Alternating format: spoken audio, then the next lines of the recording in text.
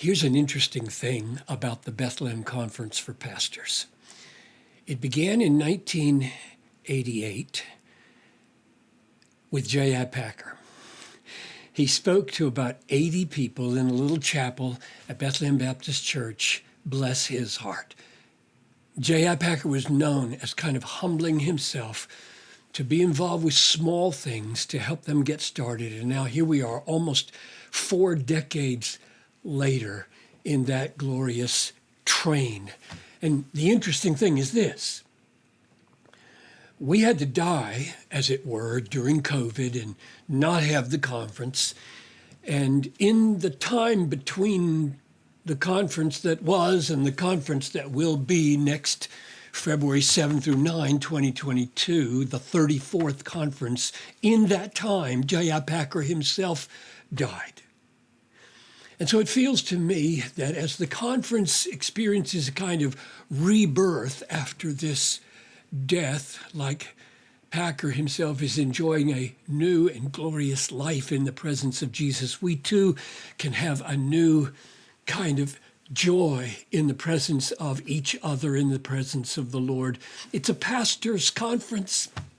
We want to refocus so that it's not as broad as it used to be. We're not going to meet at the convention center. We're going to meet at the Hilton, cap it at 1,200 instead of 2,700.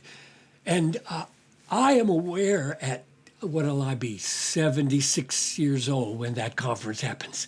I'm aware that the generations are shifting their leadership, right?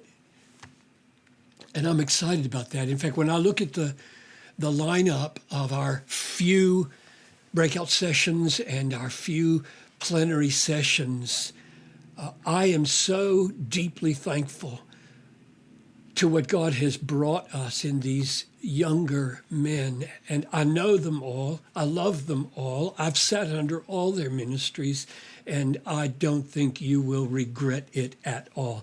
This is a gathering of serious Christian hedonists. In fact, the conference under the big banner of serious joy is called Gravity and Gladness in a Groaning World. It's a camaraderie of Christian hedonists, people who love the truth that God is most glorified in us when we are most satisfied in Him, especially in our times of suffering.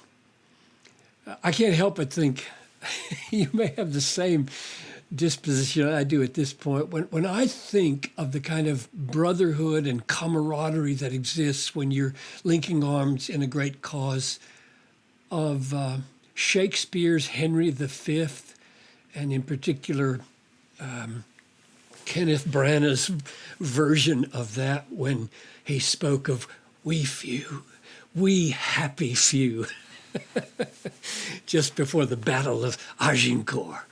So if that sounds attractive to you, I would love to sing with you and worship with you and think with you and discuss with you around the topic of gravity and gladness.